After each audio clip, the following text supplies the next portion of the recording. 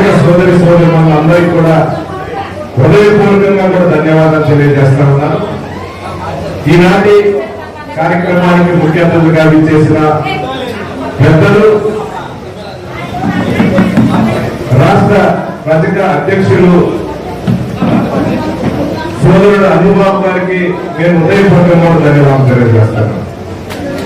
మీ అందరికీ కూడా ఒక విషయం చెప్తా, మన ముఖ్యమంత్రి గారు జగన్మోహన్ రెడ్డి గారికి అనుబాబు అంటే చాలా ఇష్టమైన వ్యక్తి. నాయకులు కూడా ఏ చిన్న విషయమైనా అనుబాబు వచ్చినప్పుడు కూడా ఏం కావాలన్నా కూడా ముందుండి నేర్తా ఉంటారు. ఎందుకంటే మీకున్న సమస్యలు రాష్ట్ర వ్యాప్తంగా కూడా గుర్తించాలి. ముఖ్యంగా ఒకటి, జగనన్న ముఖ్యమంత్రి అయిన తర్వాత అన్ని కులాలకు కూడా కార్పొరేషన్ ఎందుకు ఏర్పాటు చేసినారని అంటే, అన్ని కులాల్లో కూడా నాయకులు తయారు చేయాలి. ఎందుకంటే ఎవరు కులం అంటే వాళ్ళ కులాల మీద ఇష్టం ఉంటుంది.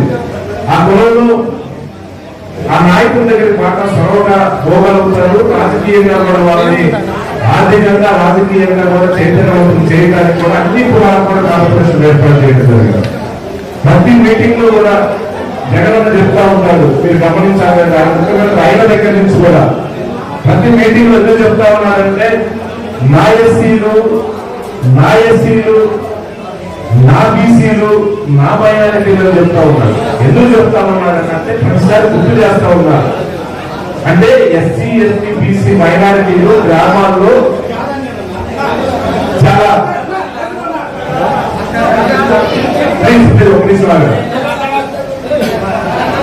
చాలా చిన్న కుటుంబాలు, వాళ్ళకి మనం ధైర్యాన్ని ఇవ్వాలి. మన నా మైనారిటీలు ఎందుకంటున్నారంటే, గ్రామాల్లో వీళ్ళందరూ చాలా చిన్న కుటుంబాలు, ఎవరి పనులు చేసుకుంటారు. కానీ ప్రతి కుటుంబానికి మనం సహాయం చేయాలి.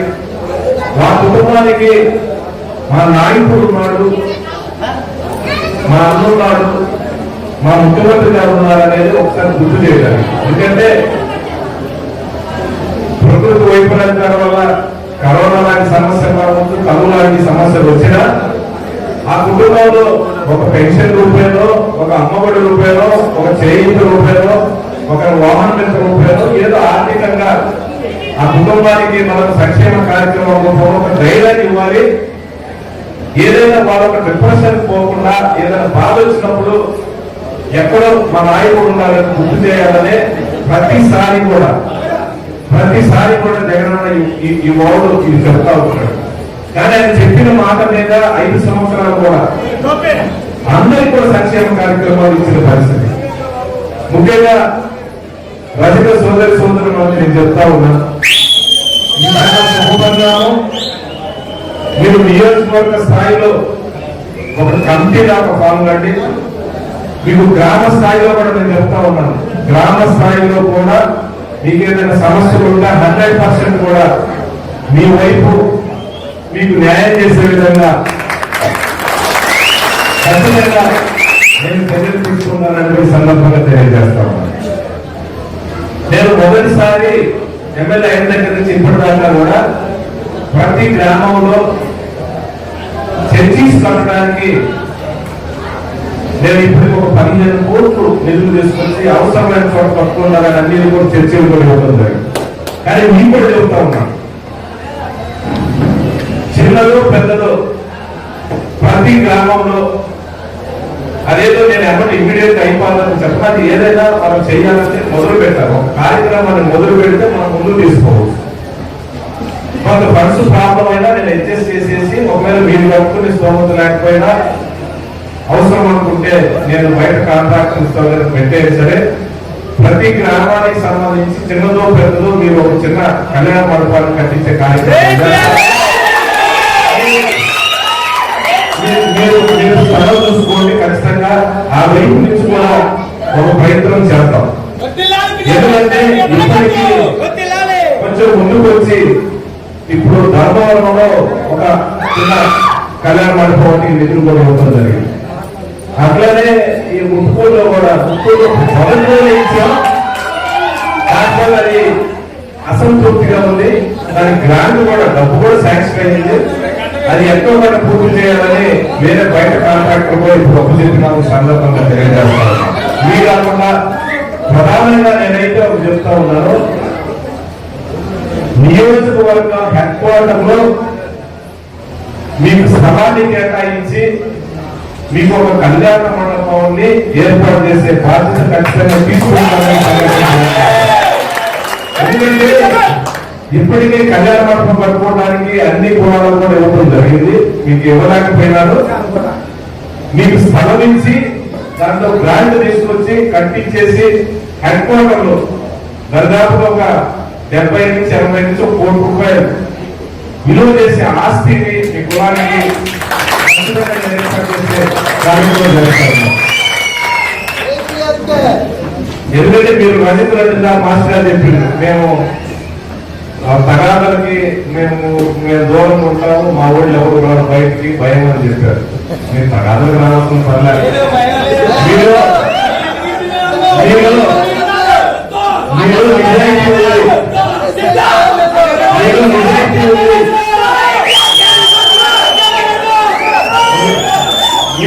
నిజాయితీ ఉంది.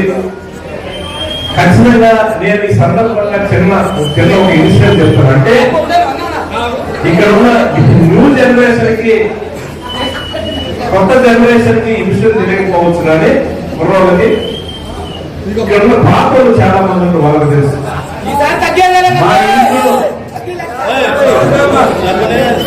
మా ఇంట్లో రాజకీయం మొదలైంది మా చిన్నాన్న సుందరరామరెడ్డి గౌడ్, ఆయన రాజకీయం మొదలు పెట్టారు. ఈ నియోజకవర్గంలో కాంగ్రెస్ పార్టీ తరఫున అప్పట్లో రాజకీయం మొదలు పెట్టాడు. అప్పట్లో చాలా గొడవలు, అన్ని ఊళ్ళలో ఫ్యాక్షన్ గొడవలు, చాలా గొడవలు ఉన్నాయి. కానీ ఆ రోజుల్లోనే మా చిన్నాన్నకి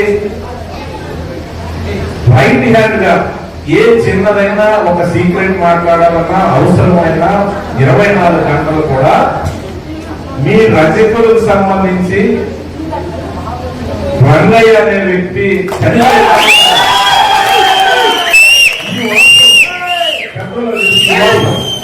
ఆయన ఆ చిన్నాడు చనిపోయేంత వరకు కూడా ఎంత పెద్ద ఫ్యాక్షన్ అయినా, ఎంత గొడవలైనా, అర్ధరాత్రి ఎప్పుడైనా సరే ఏ అవసరం ఉందా కానీ ఎప్పుడు పక్కనే ఉన్నారు.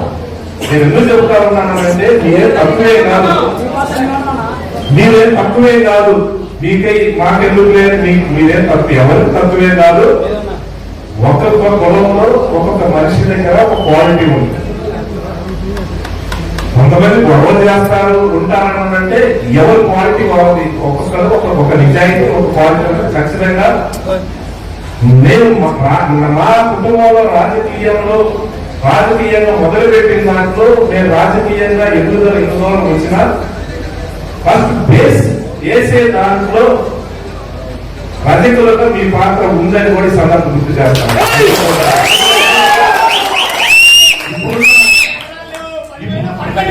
ఇప్పుడున్న జనరేషన్ కి తెలియకపోవచ్చు, చాలా గ్రామాల్లో జనరేషన్, కానీ ఇప్పుడు పెద్దవాళ్ళు ఉన్నారు, అప్పట్లో ఉన్న నాయకులు ఉన్నారు. అప్పట్లో ఉన్న నాయకులు తెలుసు. సాకల్ రంగయ్య అంటే ఎవరైనా 70లలో కూడా ఆ రోజు పార్టీలో పనిచేసిన నాయకులు తెలుసు.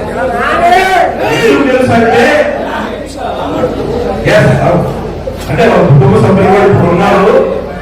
కాకపోతే ఇప్పుడున్న జనరేషన్ కి నేను గుర్తు చేస్తా ఉన్నాను. ఎందుకంటే నిజాయితీగా ఆ రోజు ఎంత ఉడతాభక్తిగా ఏం చేయగలరో, ఆయన ఏం పని చేయగలరో కూడా చేసే పరిస్థితి. అంటే ఆ నిజాయితీ మీలో ఉంది. మా రాజకీయం, నేను చేసే రాజకీయంలో, మా కుటుంబంలో మేము మొదలుపెట్టిన రాజకీయంలో అన్ని కులాల కంటే మీ రజ కులానికి సంబంధించి ఏ వ్యక్తి చేసినా కాస్త కూస్తూ మా ఎదుగుదలలో మీ పాత్ర ఉందనేది సందర్భంగా నాకు ఎప్పుడూ ఉంటది. నేను ఎందుకంటే అప్పుడున్న సందర్భంలో విషయాన్ని గుర్తు చేసి ఇప్పుడున్న జనరేషన్ చెప్తా ఉన్నాను. ఇప్పుడున్న జనరేషన్ పిల్లలు ఎవరైతే ఉన్నారో మీకు తెలియకపోవచ్చు. ఒకసారి పెద్దవాళ్ళు అడగండి, మీ పెద్దవాళ్ళు అడగండి, సాకల్ రంగయ్య అంటే ఎవరు, ఏ ఊరు నుంచి, అప్పుడున్న సుందరరామరెడ్డి గారి దగ్గర ఎందుకు ఉన్నాడు, ఎన్ని రోజులు ఉన్నాడు, ఏం చేశాడు అనేది ఒకసారి మీ పెద్దవాళ్ళని అడిగితే చెప్తాడు. దయచేసి ఎందుకంటే నేను చిన్న సందర్భం వచ్చింది కాబట్టి మీకేం విషయం తక్కువేలా కాదు. మీ దగ్గర బ్రహ్మాండమైన నిజాయితీ ఉంది, మీ దగ్గర విషయం ఉంది. ఖచ్చితంగా మా రాజకీయంలో మేము ఎదుగుదలలో మీ పాత్ర కూడా ఉందని ఈ సందర్భంగా గుర్తు చేస్తాం. ఖచ్చితంగా నేను గుర్తున్నా కాబట్టి ఒకసారి నేను గుర్తు చేస్తా ఉన్నాను. ఖచ్చితంగా మీకు అన్ని విధాలా కూడా నేను అందుబాటులో ఉంటాను, తోడ్పాటు చేస్తాను. నేను హెడ్ క్వార్టర్ లో ఒక కళ్యాణ మండపం కట్టడానికి నేను ప్లాన్ చేస్తాను. గ్రామాలు ఎక్కడైనా సరే ఇంట్రెస్ట్ ఉండి మీరు స్థలాలు చూసుకుంటే వీలైనంత వరకు మీకు సంబంధించిన కళ్యాణ మండపాలు కట్టించడానికి, అది మొదలు పెట్టడానికి అవసరమైనటువంటి కొన్ని చోట్ల మర్యాద స్వామి మీకు సంబంధించి కూడా అడుగుతా ఉన్నారు. అన్ని చోట్ల ఉప్పలపాడు గ్రామంలో కూడా మర్యాద స్వామి గుడికి సంబంధించి కూడా మనం ల్యాండ్ తెచ్చాం, డబ్బులు కూడా డొనేట్ చేశాం. సన్నిధానాల్లో కూడా అక్కడ కూడా మనం నిధులు ఇచ్చాము, డబ్బులు ఇచ్చేసి సహాయం చేశాం. ఏం చెప్తారంటే ఖచ్చితంగా అన్ని ఊర్లలో, అన్ని లేని చోట్ల అన్ని ఊర్లలో మీకు ఏం కావాలో ఖచ్చితంగా ఫాలో చేస్తా ఉండండి. మీరు ఇంట్రెస్ట్ ఉన్న పిల్లలు, మీకు ఏ కులంతో మీకు సంబంధం లేదు, ఎవరితో సంబంధం లేదు, మీకు కావాల్సిన ఏమో నిధులు తీసుకొచ్చి 100% కూడా మీకు న్యాయం చేయడానికి ఖచ్చితంగా నేను ప్రయత్నం చేస్తానని సందర్భంగా తెలియజేస్తా ఉన్నాను. రేపు 13 జరిగే ఎలక్షన్ లో మీ సహాయ సహకారాలు అవసరం. మీరు, మీ బంధువులు, ఇంకా ఇక్కడికి రాని వాళ్ళు, మీ చుట్టాలు మిగతా గ్రామాల్లో ఉంటే కొంచెం అటు ఇటు ఎవరున్నా దయచేసి మీరు వాళ్ళందరినీ రిక్వెస్ట్ చేయండి.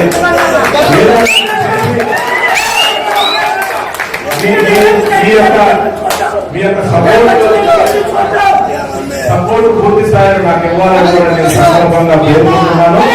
అలాగే నరసరావుపేట పార్లమెంట్ కి సంబంధించి మొదటిసారి ఒక బీసీ అభ్యర్థికి అనిల్ అన్నయ్య ఎంపీగా ఇచ్చారు. నేను ఎందుకు చెప్తున్నానంటే నరసరావుపేట పార్లమెంటు చరిత్రలో ఇన్ని సంవత్సరాలు ఒక బీసీ వర్గానికి ఒక టికెట్ ఇవ్వాలని ఏ రాజకీయ పార్టీ ఆలోచించేదా, ఎవరు కూడా సాయం చేయాలి. కానీ ఇప్పుడు జగనన్న చేశాడు. ఇప్పుడు ఏదైనా బీసీ కదా, బీసీలు అంటే అందరూ, ఒక బీసీ అంటే అందరికీ కూడా వసతి, బీసీ కదా యాదవ్ మనకెందుకు అని ఒక ఆలోచన, చిన్న ఆలోచన వచ్చి మనం ఏదైనా నిర్లక్ష్యం చేస్తే ఆ సీట్ పోగొట్టుకుంటాం. ఒక్కసారి ఒక బీసీ అభ్యర్థిగా ఎంపీగా మనం గెలిపించుకుంటే ఎప్పుడు అది బీసీ కిందనే ఉన్నది. ఎవరికైనా రావచ్చు బీసీలో అవకాశం, ఇంకొక కులాన్ని బీసీలో రావచ్చు. కాబట్టి దయచేసి అనిల్ అన్నది కూడా ఖచ్చితంగా మంచి మెజారిటీతో గెలిపించాలని సందర్భంగా కోరుకుంటూ, చాలా సేపటి నుంచి గ్రామాల నుంచి వచ్చి చాలా సేపటి నుంచి కూడా మీరు వెయిట్ చేస్తా ఉన్నారు.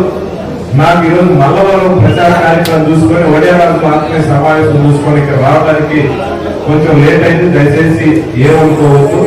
దయచేసి మీ అందరి యొక్క అభిమానం, మీ అందరి యొక్క సహకారం రేపు 13వ తారీఖున ఇవ్వాలని, మీ గ్రామాల్లో అక్కడ ఉన్న నాయకులతో ఏదైనా చిన్న చిన్న సమస్యలు ఏదైనా ఉంటే దయచేసి అది ఏం మనసులో పెట్టుకోవద్దు. దయచేసి పైన జగనన్న కోసం నియోజకవర్గంలో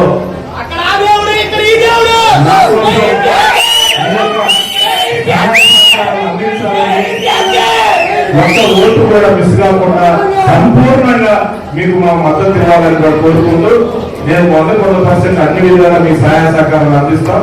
ఖచ్చితంగా మీకు ఏ సమస్య వచ్చినా కూడా నేను మీకు అండగా ఉంటానని కూడా సందర్భం